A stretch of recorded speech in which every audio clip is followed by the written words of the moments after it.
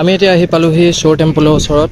এয়া দেখিছে মোৰ সন্মুখত শ্বৰ টেম্পল আছে আৰু এই টেম্পলৰ দাঁতিতে আছে সাগৰ আছে আৰু এই টেম্পল ভাগ চুনামিত সাগৰৰ বুকুৰ পৰা ওলাই আহিছিলে আৰু বিশ্বাস আছে যে এনেকুৱা আৰু 6টা টেম্পল সাগৰৰ বুকুত সোমাই আছে। সিফালে সাগৰখন আছে আৰু সাগৰৰ ফালে যাবৰ কাৰণেও বেলেগ এটা ৰাস্তা আছে। এই টেম্পলৰ ভিতৰেদি তালৈ যাব নোৱাৰি, বেলেগ এটা ৰাস্তা আছে তালৈ যোৱা।